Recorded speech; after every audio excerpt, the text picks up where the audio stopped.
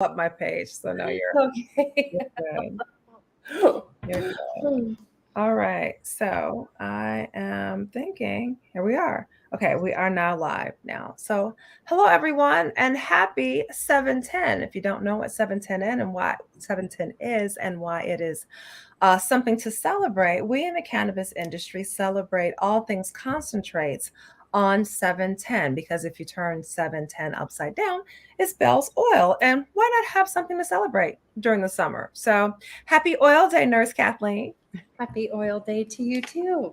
So I have to say, I was on a podcast today, speaking life with Dr. Sabrina. Let me, yeah, speaking life with Dr. Sabrina, making sure I got it right, and the host, the co-host Angie, or maybe it was Dr. Sabrina, but they were asking me, are vapes safe?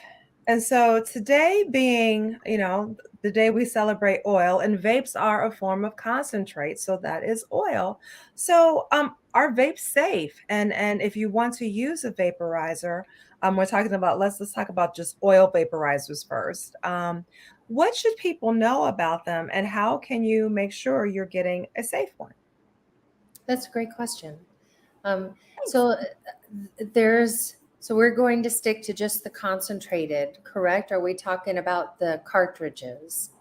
Cartridges, because I Okay. think those are the most readily available, and then we'll move on to concentrates, definitely. Okay. There's still not enough data to say 100% for sure what it's doing to the lungs when you inhale it. Mhm. Although we can say that non-combusted is safer than combustion. And so we know that vaporizing doesn't produce a combustion. It instead heats the oil up to a certain temperature and causes a vapor that we inhale.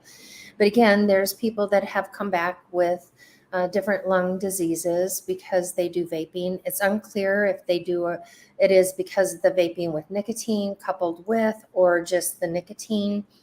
So it's still 100% unclear the long-term effects of what it might do to the lungs.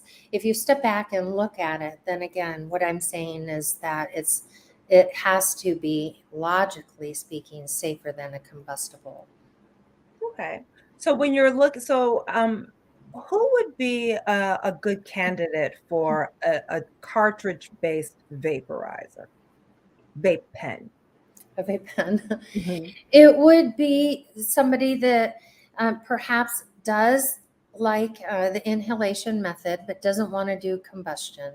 Somebody that needs a fast acting response, because inhalation is the fastest acting way to administer or take cannabis in the body. And somebody that what I'm reminded of is a patient that I took care of that was a long-term smoker, and he really just didn't want to give that up. And so he had a COPD, or end-stage emphysema. And I think if somebody is really that persistent, that would be a candidate too. If they really wanted to do the inhalation method, I would encourage them to do that. I would also look at the different way that it's processed.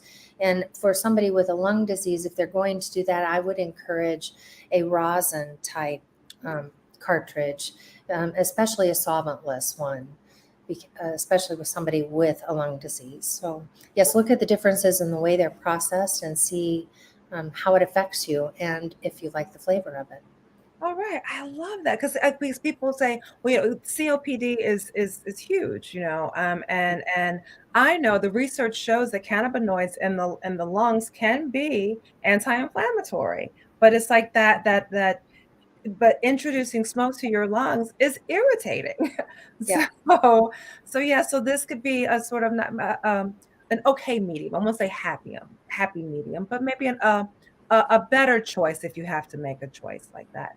So, and it's interesting that you mentioned hash rosin because I see it's so confusing sometimes. You go to the provisioning center and it's like there's distillate and then there's hash rosin and then there's solventless, all these things you just don't know which, and then there's a price difference, and sometimes the price difference is huge.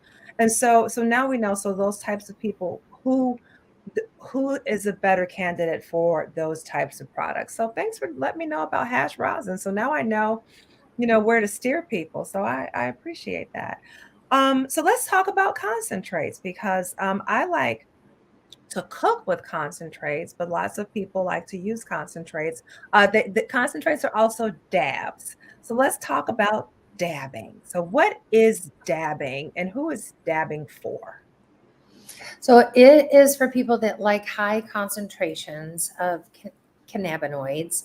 And so I agree with you. They're great for cooking, especially when you melt it into the butter and get that consistency throughout the product. But it is for people that really require those high cannabinoids, and it is whether they have the disease process like MS that warrants that because their pain. It might be fibromyalgia.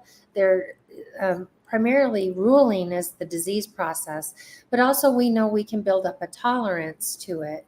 And so over time, we will need more and more. And so it becomes more cost effective to get a concentrated product than it would be to get the other products. Okay. And how would you suggest? And so I don't.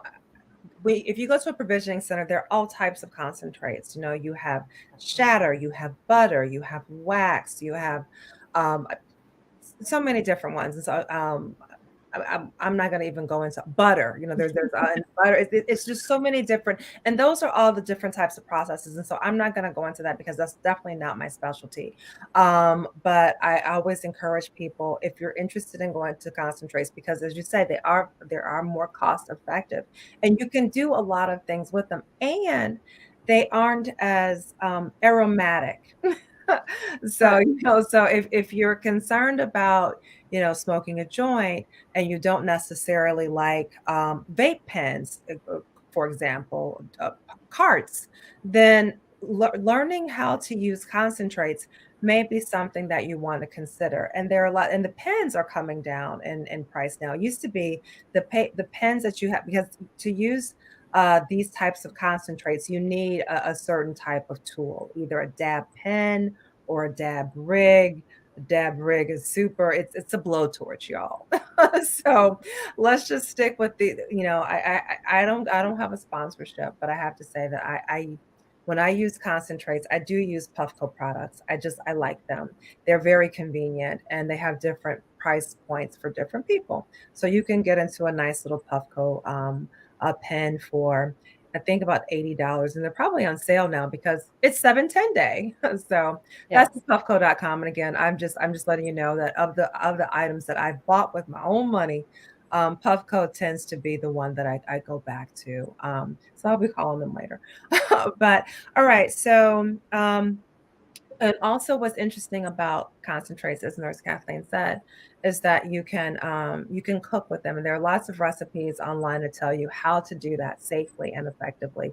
My favorite way is to mixing it into honey because you can spread it on toast, you can put it in tea, you can mix it in your coffee. You can make, it's just really versatile and honey's good for you. So that's a way to use concentrates on this concentrate day. I recently took a trip to New York and I realized that I visited an illegal provisioning center in New York. So, can you let people know what to look out for um, when they're looking for product? And let's talk about uh, lab results. That's the big one, right? That's the Yes. telltale sign of whether or not you can trust that product. So can you tell me what should people look out for? I would say that's the number one thing. Ask for the certificate of analysis, the lab result on it, and when was it last tested. And you can ask even where is the grower or what is the grower's name that sent you this product and find out more information that way too. But you're right, absolutely. It's the lab values and when was it tested that's going to give us the most information. Okay. All righty. So now let's get into anything else you want to add about 710 day? Yes, I like that you mentioned all the different types of products and some of the methods.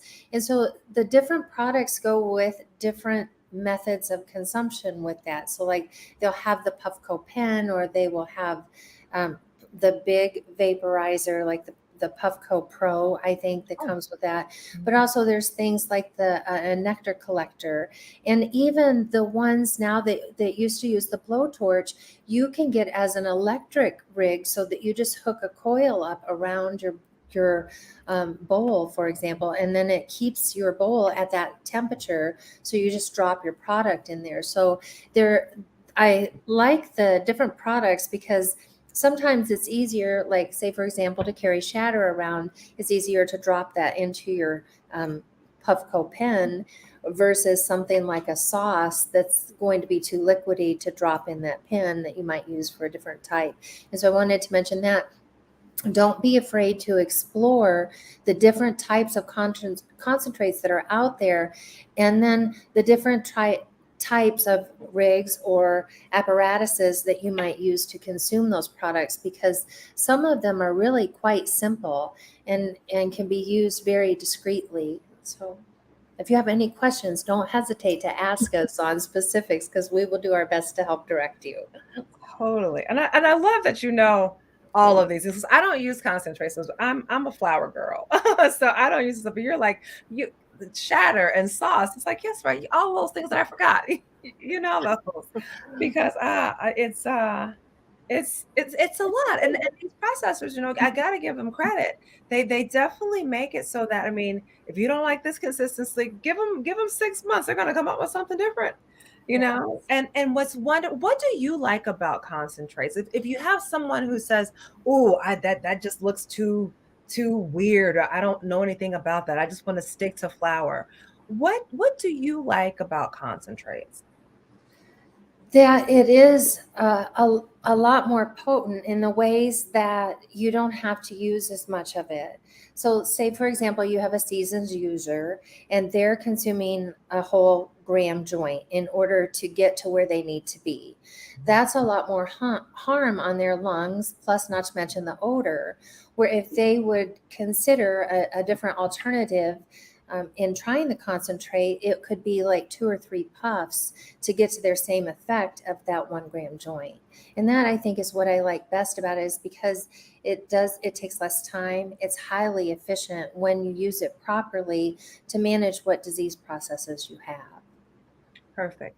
Okay, and then sometimes people will it's best to use I like using it in the vaporizer pens because that way you get the true essence of the flavor and you don't have the combustion. But some people also mix it into flour. Yes. Yeah. So Yes. let's put that If out they like their flour and it's not as strong as they want it to be, then they add a little bit of that to the paper as there. they're rolling it up, and it makes that a joint, a little kicker there. That's right. A little kicker there. All right. Let's talk about the cases of the week. So first up, I'm interested in, I always like talking to you just see if I got it right. And then I always tell people, but I'm going to follow up with Nurse Kathleen. So first up is an interesting case. A grandmother called and she's concerned about her grandchild. He's only 7 years old, and he was he was in kindergarten, he was in preschool, and he was fine. And then while he was in preschool, COVID happened. And then he went to kindergarten and COVID was over. And he was fine with 10 kids being in the class. But once it got to 20 and 25, he couldn't deal with it. He couldn't handle it. He screaming, following his grandmother out of the school. So she eventually pulled him out, and she's homeschooling him now.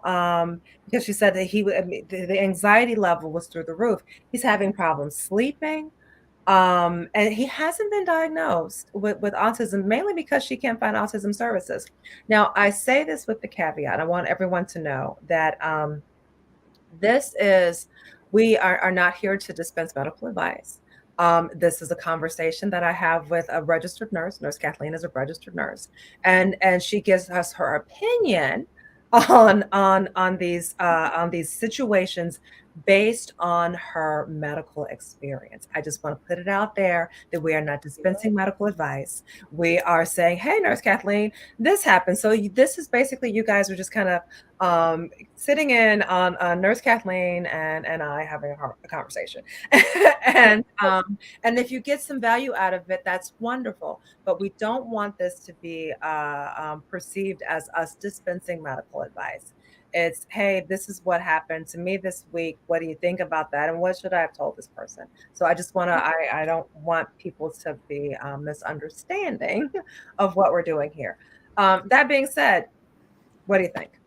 I really appreciate you saying that because we are not. But what I'm doing is based on anecdotal evidence from other patients that I've taken care of and from my peers that have also taken care of people with different diagnosis and what their results are and what they see. And so it is. It's distressing when you have somebody with a social anxiety, and it sounds like that's what's going on with him, in that it is hard to find a place, but I know of a place on the west side of the state. I don't know if they have multiple locations, but it's called Brains Institute.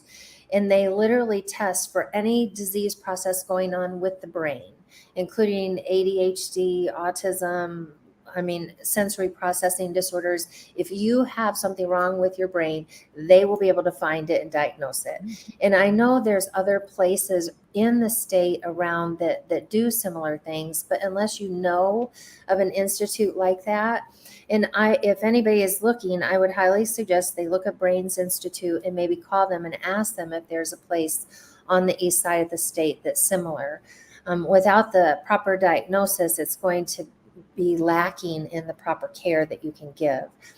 But with that being said, if somebody is looking for going the holistic route and walks into a vitamin store, for example, even if it's culture, that vitamin store, what we have heard is CBD mixed with CBG have the best results. And I have a lot of youngsters, actually, more than I can care to mention, that's what their families choose to do, and they have a lot better results than going the pharmaceutical route. And some of them actually have to mix it with a pharmaceutical. So it's not saying that pharmaceutical is bad, but let's take a look at what plant medicine and whole plant medicine can do for you. And that generally is nutraceuticals in the vitamin store, CBD products, and stuff like that. So I'd say start with a low dose. Don't start with a full dose because they're a child. At least half it. See how they're going to react to it. I would say try it at dinner time first, because if it makes them have energy, you have enough time to wind them down before you put them to sleep. If it makes them tired, then they have an earlier bedtime. Definitely discuss this with the primary care physician for the child. Say you want to try this. Reiterate to them that this is a product you can buy at a vitamin store. I think if you can get that through to your doctor, then they're more apt to calm down enough to talk to you about it. All right, I like that. I'm glad I gave that advice. I told her I have CBG gummies. I've recently launched CBG gummies, mainly because the doctors and the nurses, the medical professionals are really liking CBG. And this has a little bit of CBN with it, but I said, I'm going to ask Ms. Kathleen, but I think that I said we may have to do a little trial and error. We may have to mix some terpenes in a little bit, but first, let's just start with either a tincture or some gummies. A 7-year-old's going to like a gummy. So, I told her to even cut it in 4 pieces. So my gummies are 25 milligrams. I said, so let's just, take that gummy, cut it in 4 pieces, and, give them a quarter of that little tiny little gummy thing.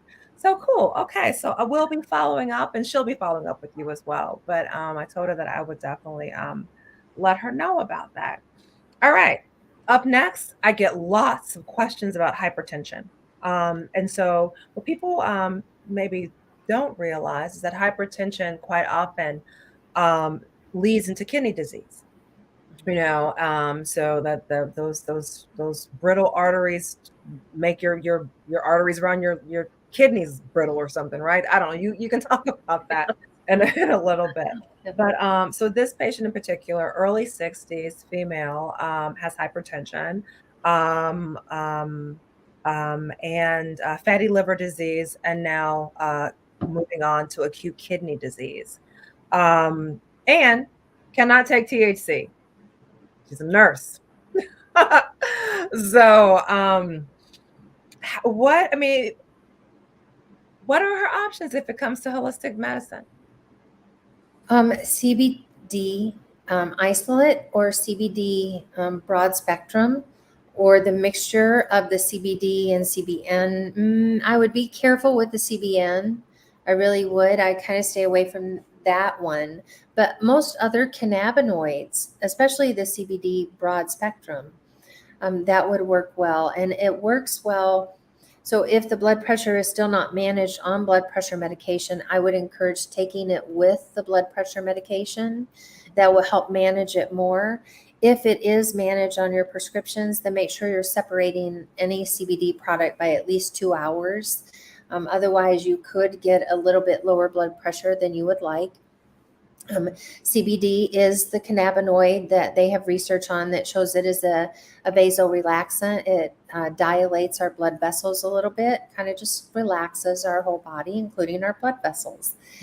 And you're right. So our kidneys help to regulate our blood pressure. And so if our blood pressure is high, we're constantly going to the bathroom. And if our blood pressure is low, our kidneys kind of say, we're not letting go of any of that fluid. We're going to hold on to it. And so that's why kidney disease is often coupled with hypertension, because those kidneys have just worked so hard trying to regulate that blood pressure that they have received damage because of that. Okay. And is fatty liver disease kind of tied into it because it's all sort of like a sort of domino effect? It is a little bit, but not necessarily, because you can have people with high blood pressure and chronic kidney disease without the fatty liver. And I would say, first and foremost, look at the diet, especially with kidney disease, because there are certain things that you want to avoid, like citrus fruits and things that can cause further harm to the kidneys. And so if you're looking at diet already and how it can promote your overall health and well-being, we're looking at plant medicine, because it's our fruits and our vegetables, the things that Mother Earth gives us outside of our citrus fruits, that will help heal our body and give our body what we need. And that's also coupled with the CBD products. Okay. All right. It's too bad she likes lemonade. She probably shouldn't be doing lemonade. Lemonade. I don't know. No, okay. I'll have to let her know that. All right. And then finally, the condition that I cannot pronounce. So I sent it to you earlier. And I have to say this, I met her today. She's such a nice, a lovely young lady. And she was just recently diagnosed. So, because we were looking at the condition, and it's normally in older people. And so she's quite young. And so they feel that it's maybe some sort of genetic component, but she, I'm gonna let you pronounce the condition. If you it's Rambo something. Rhabdomyolysis. Okay, thank you. Yes. Yes.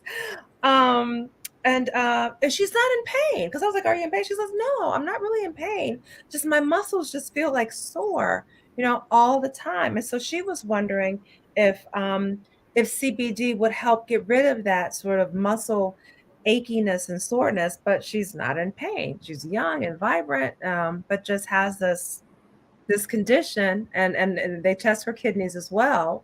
But I'd never heard of it. So I was like, oh, well, let me ask Nurse Kathleen.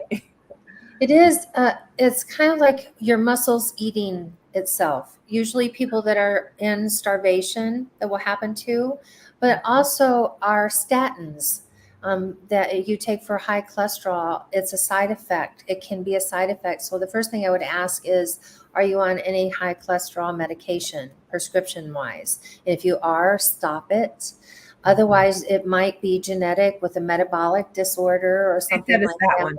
Mm-hmm. So we are not sure exactly what causes it. And then it looks at how can they manage the symptoms. And then I would say, yes, I would definitely think that CBD would help, because it relaxes you and it helps to relax the muscles for most people. I have had people that CBD causes them a lot of energy and excitability. And so they take it usually in the morning to give them a burst of energy to get through the day. Okay. Good to know. Good to know. All right, so that's encouraging. So I told her I said I was going to steer her into a full spectrum tincture. I said, why not just give you the best of, you know, of it all. So yeah, so full I would spectrum tincture. agree 100%. Yes. Cool. All right, so let's give people the primer on using plant-based medicine because it's not like taking a pill, y'all. So if you're starting with CBD, what would be your suggestion? If you have never tried it before, then and you're kind of leery of it, I would encourage you to try an isolate, just a CBD isolated product. There's nothing else in it, no other cannabinoids, to see how it's going to affect you. And then if you're more comfortable, I would suggest the CBD broad spectrum.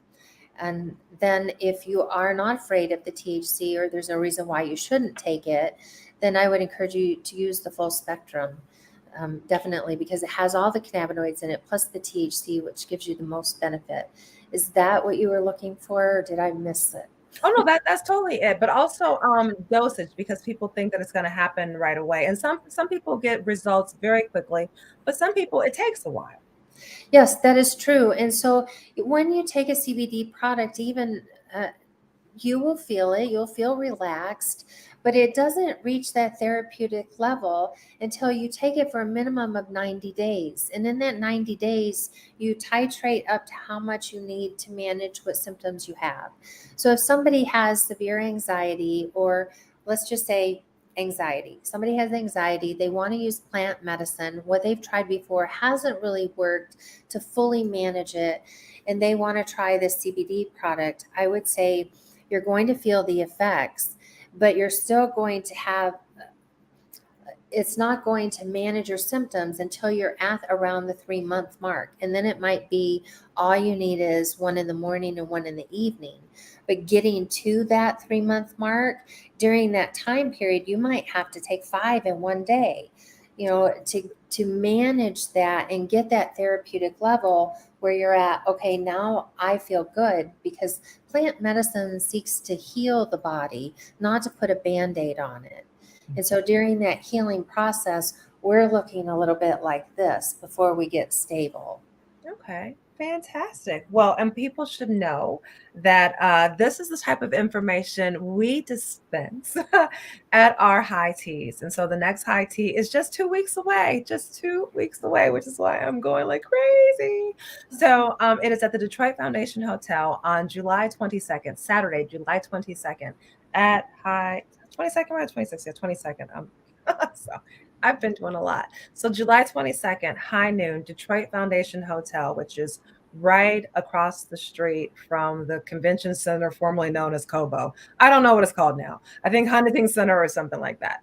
But that's where it is. You can find all the information, ticket prices, and all of that on our website, cultureclub.com. And culture is spelled with a Q.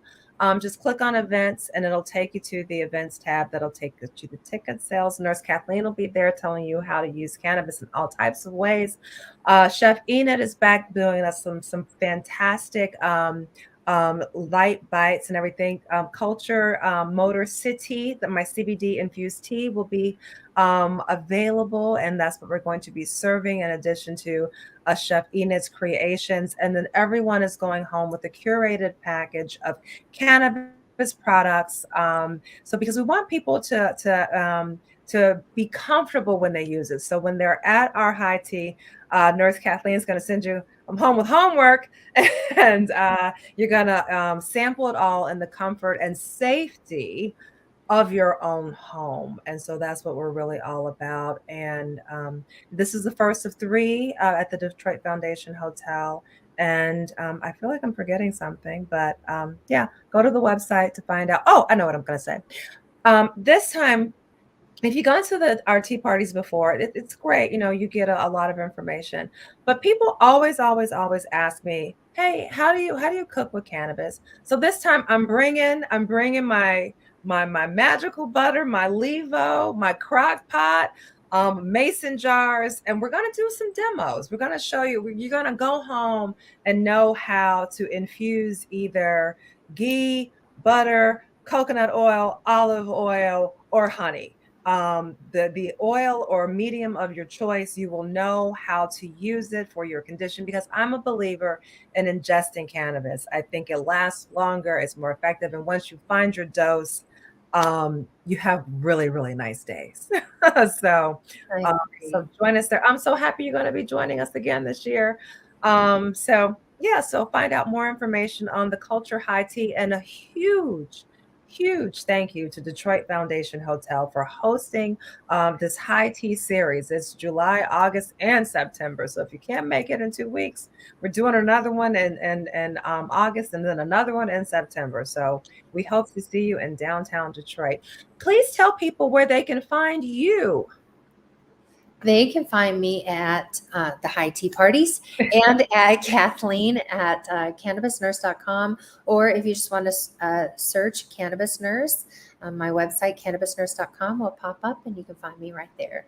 Perfect. And you get tell people what you do when you're not, hanging out with me on Facebook and social media. I wear a couple of different hats. And so I do consultations for people, or I help guide them through the world of plant medicine. And then I teach. I teach nurse aid training. So when you're entry level into the healthcare field and you want to take care of people, that's what I teach them. Thank you, thank you, thank you. Thank you for being a nurse, and thank you for always sharing, being so willing to share your advice and your knowledge. And we will see you next. Oh, we'll see you in 2 weeks. Yes, See you definitely. next Medical Monday. All right. Fantastic. Thank you, thank you, thank you. And I'm gonna go ahead and end this broadcast. And you guys know, always feel free to contact us at either Culture at McCua@cultureclub.com, or Kathleen at cannabisnurse.com. Thank you guys for tuning in, and we will see you soon.